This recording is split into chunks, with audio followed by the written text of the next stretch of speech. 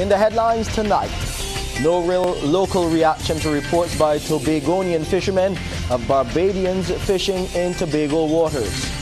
Sargassum seaweed continues to inundate east and north coast beaches. A groundbreaking agreement between COSCAP and its counterpart in Africa. And in sports, CARIFTA athletes return home with 11 medals.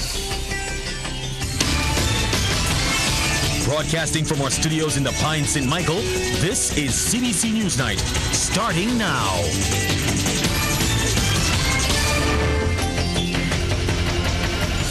Good evening, I'm Shane Seeley. In our lead story tonight, there has been no official report made to the Ministry of Foreign Affairs and Foreign Trade regarding allegations of fishermen from Barbados plying their trade in seas off Tobago. That's the information reaching CBC News after Tobago fisherfolk expressed concern over the presence of Barbadian fishermen who the All Tobago Fisherfolk Association AFTA claims are overfishing in Tobago waters. After President Curtis Douglas declared enough is enough, noting the organization intends to write the Prime Minister of Trinidad and Tobago, Dr. Keith Rowley, to deal with the problem.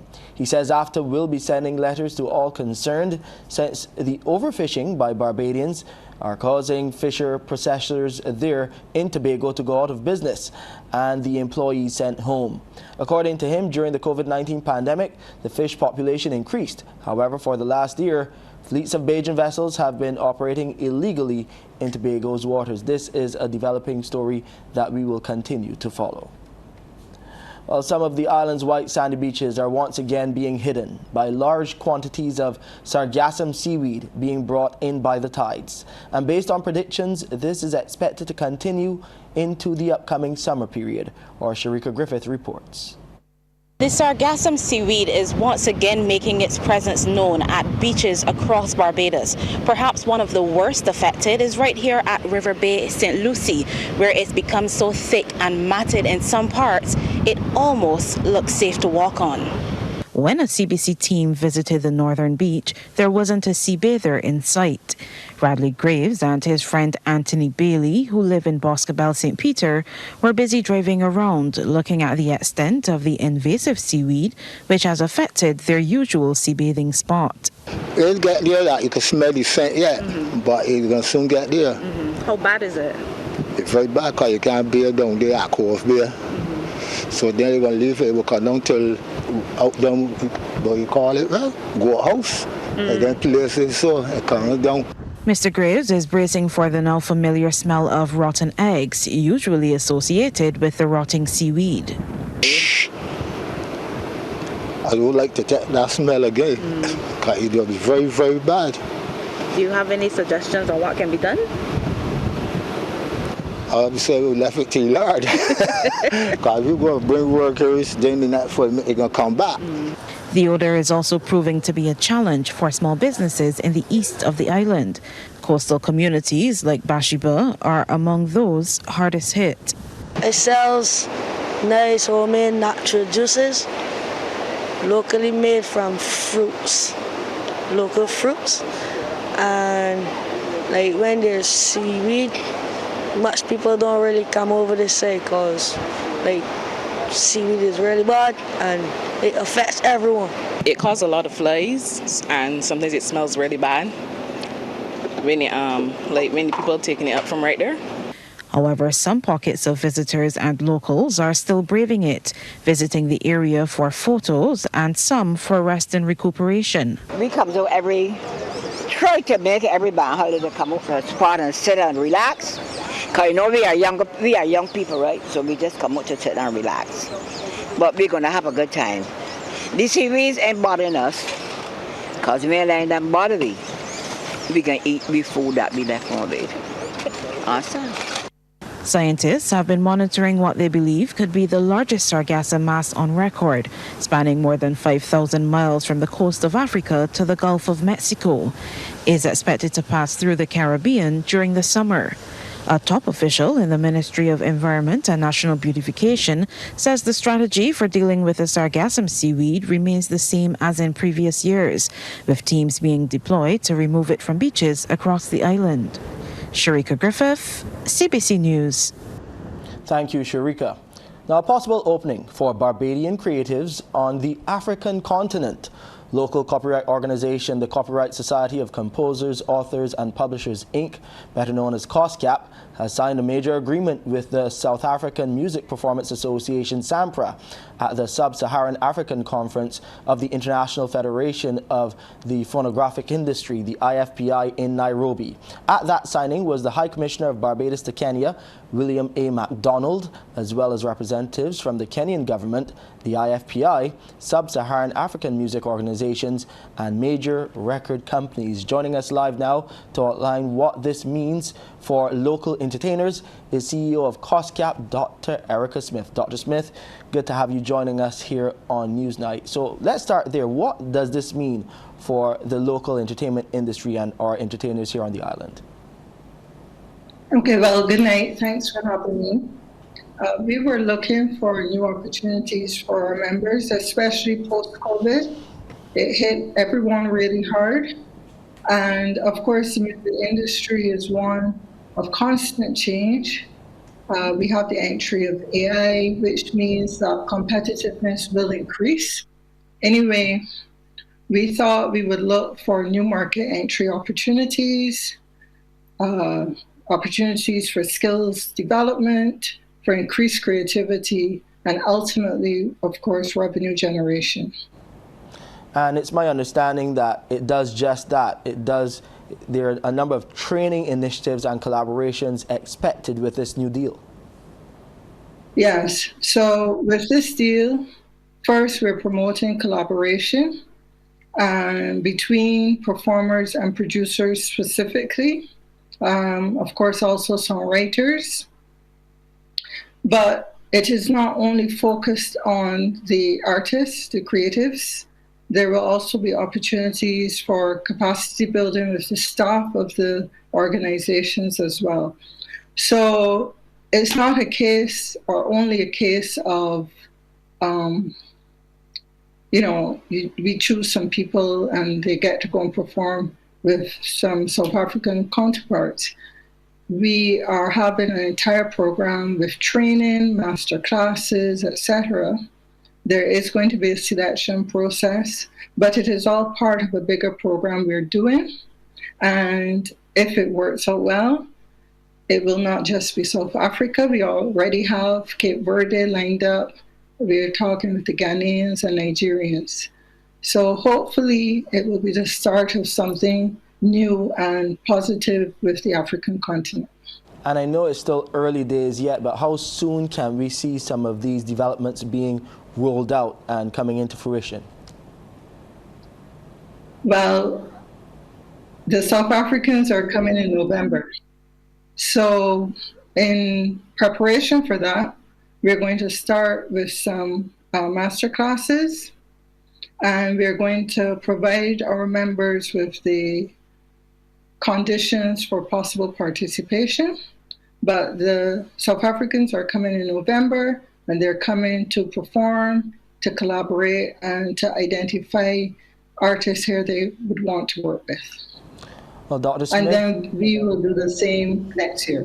Well, it's sounding good, and it's good to have you on to really break down this development and what it means for the local music industry, and we really hope that it lives up to expectations. Thank you for your time and spending it with us here on Newsnight. Yes, Dr. Smith. Dr. Smith is the CEO of COSCAP. Well, we'll take a break here, but coming up on Newsnight, we'll tell you about a new initiative to fight crime, and you could be involved. More news coming after this break. A Barbadian who was victim of an attempted burglary last month is now playing a part in the crime fight through his recently launched Community Crime Report platform. Through the initiative, communitycrimereport.com, residents can submit details of crime to the platform. Founder Charles Lewis says the information is then shared with members of neighboring communities and a wider audience, including the Barbados Police Service. Mr. Lewis was a guest on CBC TV8's Morning Barbados.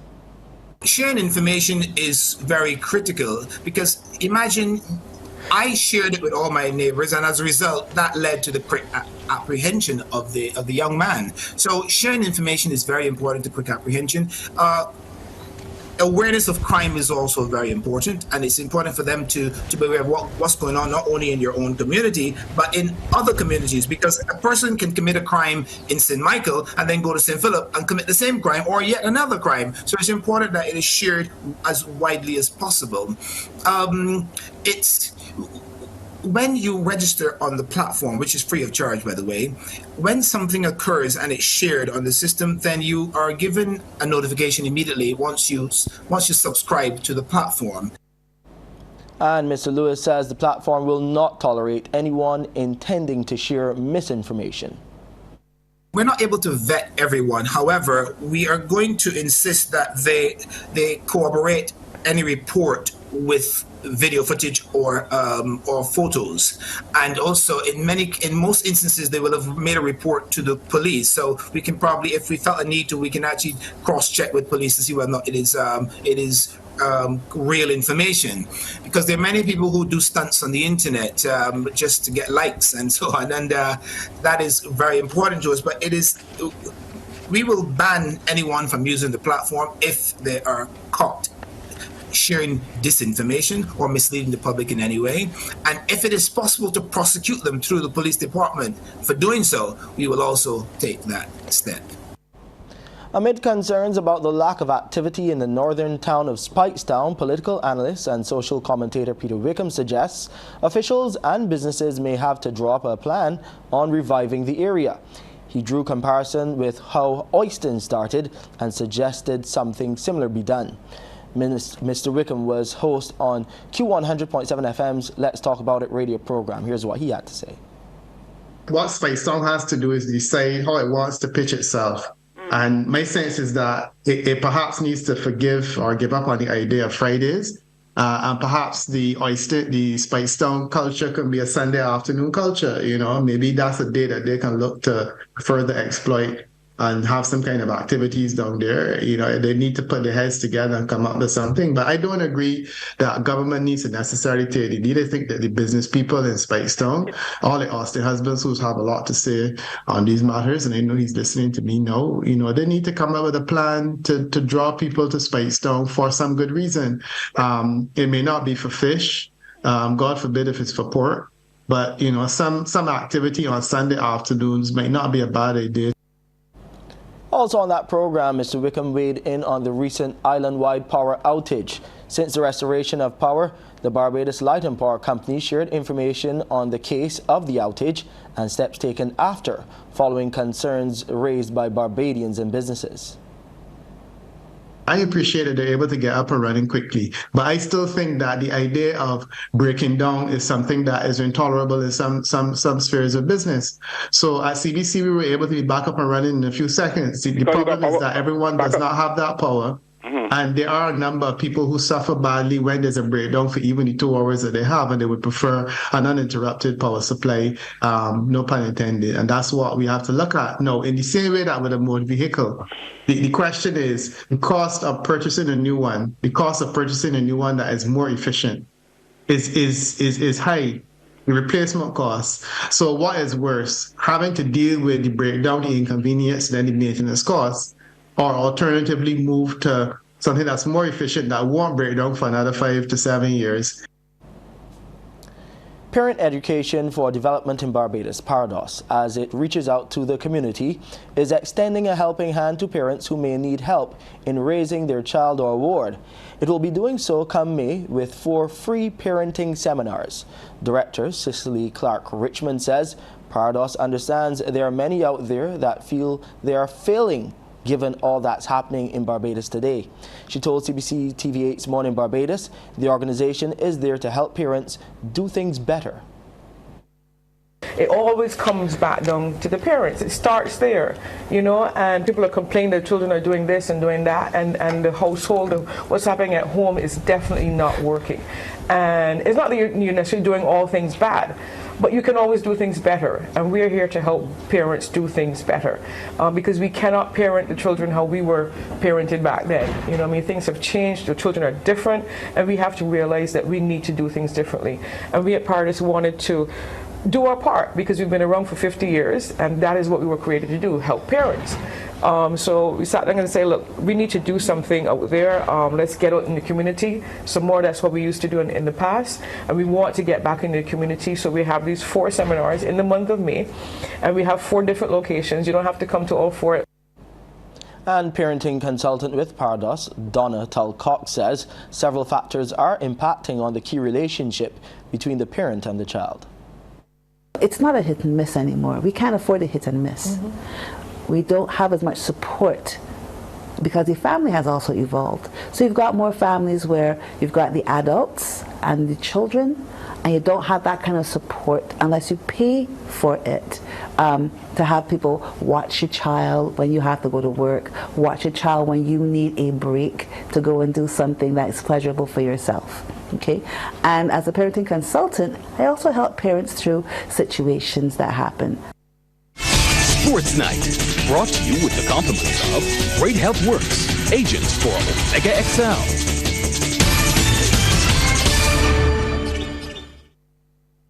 Sports time now. Let's go over to the sports studio where we have our Mark Seal, and it's all about CARIFTA. Well, that's over now, but our boys, they're back. Well, yeah, I mean, they're back, but we're still talking CARIFTA for a few more days, Shane. The Barbados CARIFTA Games track and field team returned this morning from the 50th Games in the Bahamas. Athletes returned to thunderous applause and cheers from family, friends, school and club mates, and also well-wishers at the Grant Tilly Adams International Airport. Barbados ended the Games with 11 medals, 2 gold, 6 silver and 3 bronze. Head coach Ramon Armstrong couldn't be happier for the haul or with the performances. This team had a very good CARIFTA Games. 24 athletes, 11 medals, a number of personal best performances, and numerous finalists. Every performance for us was a golden performance. These students went to CARIFTA into the Bahamas, and they all give of their best. Every single child put in maximum effort for every performance, and that's all any coach or any person can ask from any athlete. The team initially thought they had only won 10 medals, but Nikolai Kennedy was upgraded to a bronze in the boys under-20 110-meter hurdles after the Jamaican athlete Shaquan Gordon was disqualified for a false start. I felt good about the medal, and it was a good opportunity. This is my second CARIFTA. There's still a lot of errors that I made, and I know my coach saw them and I saw them as well, so it's just to go back to the drawing board next week and focus on those errors and come back for Pan Am. Now, some of the other medalists who were on today's flight included Ashlyn Simmons, who won gold in the under-17 girls 1500 meters and silver in the 800. For my 1500, my coach had a race plan and I followed it, and that's how I received the gold. The 800, I just ran to my comfort and I got second. I PB'd in both my races, which was great. And getting the bronze in that same 800 meters was Shanicia Bryan. I also ran a PB, and I'm very happy with my performance because I went in hoping to only do a PB, but I did better and also got a medal. Naya Brown won bronze in the under-20 girls 100 hurdles. I'm really happy with my performance. I came back home with a PB and a medal, so there's nothing better that I could wish for. I think I had a perfect execution. There's always room for improvement, but I'm very happy with what I performed. And then there was also Fabian Gollop, who placed second in the under-20 boys 800 meters. I did a great job at PB. That's all I wanted to come here. I just kind of run my heart out. I think rest is important for me right now. After a hard 3 weeks at BSAT, and then no CARIFTA Games. A new finance program to save and empower women is up and running in Barbados. It's a combined effort of the Rotary Club of Barbados, Verdun and Marina House, and the Women of Purpose Ministries. It was launched during a media conference at the Christie Conference Center of the Barbados Light and Power Company today. Trevor Thorpe has more. It is a 6-month program called Save, Spend, Thrive, Empowering Women Through Financial Wellness. It had its genesis in January, President of the Rotary Club of Barbados, Tracy Knight-Lloyd, told the audience it is a wide-ranging program aimed at bringing relief to vulnerable women in Barbados. She said the pandemic had a devastating effect on women and gave details of the initiative. Our target audience includes, but is not limited to, those who are females, who are mothers, who are living on government assistance and wish to become self-sufficient, who are financially literate, who have high levels of unsustainable debt, and are victims of domestic, emotional, and financial abuse. The Rotary Club president said women are the target, but men have not been left out. Phase 1 consists of a targeted program for one set of vulnerable women and men.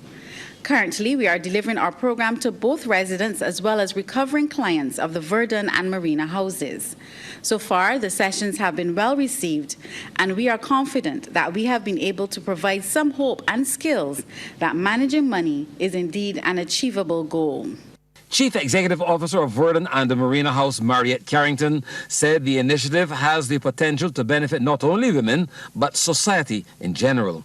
The impact of this particular initiative, I can see, can have far-reaching benefits. The social fabric of Barbados, I can see, is one of the main beneficiaries of this particular initiative.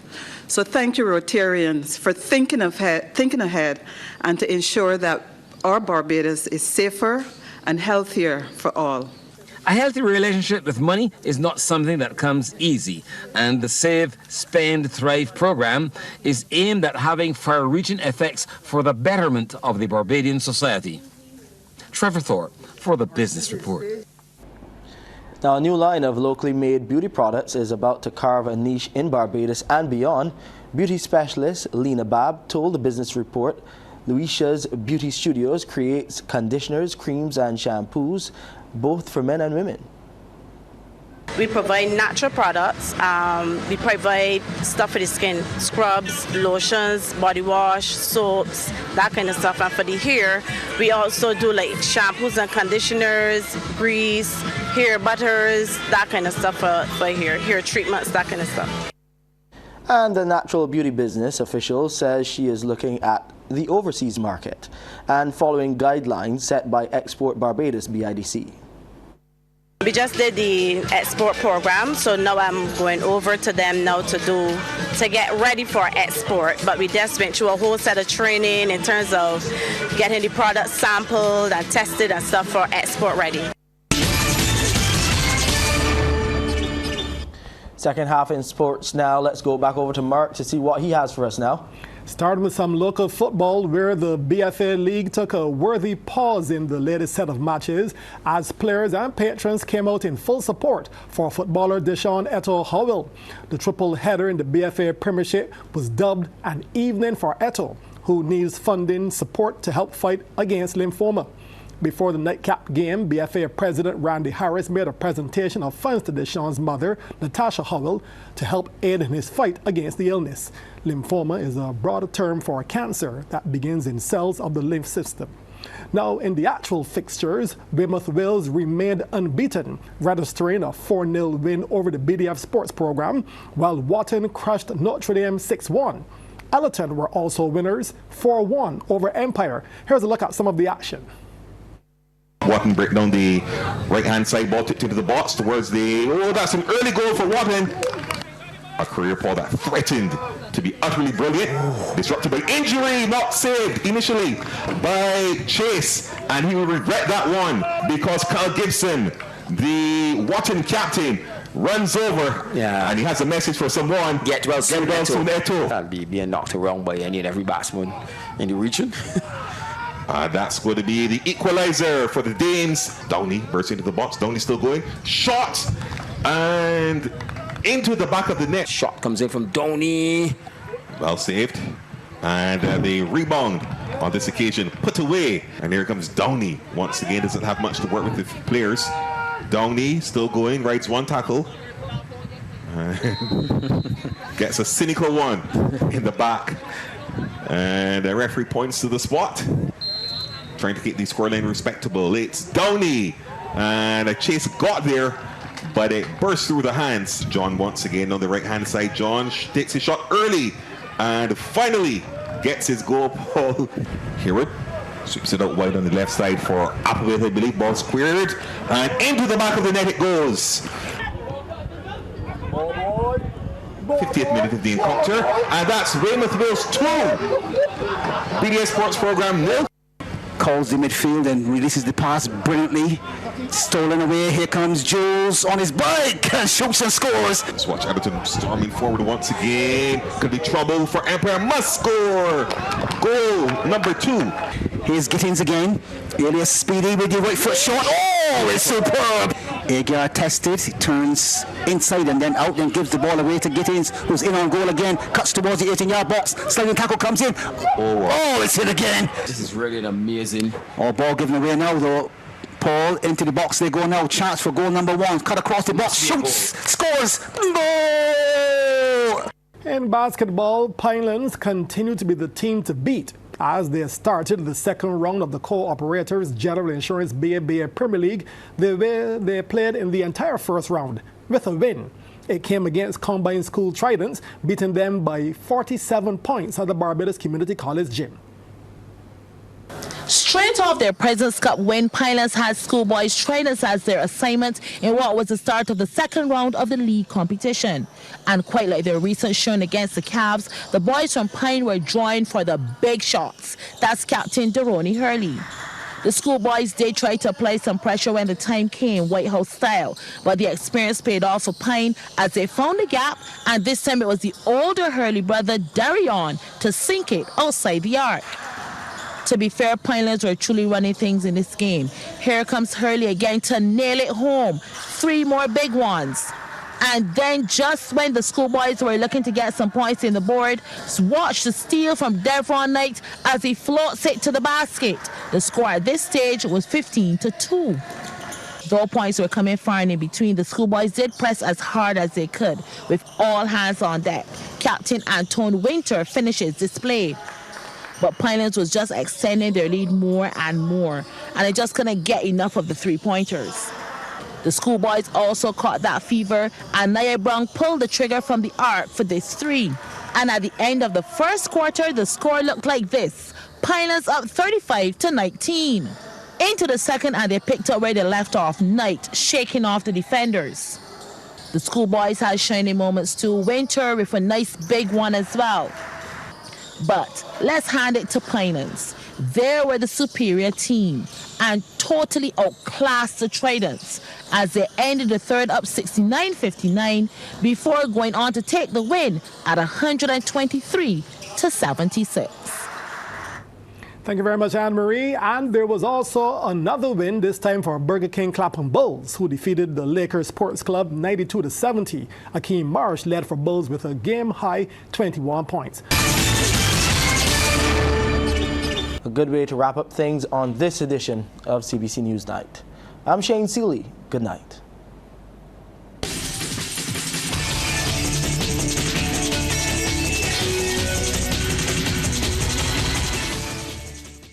Thanks for visiting us. Now, if you want to see more stories like this one, like and subscribe to our YouTube channel. And you can always go to cbc.bb for the latest news and current affairs.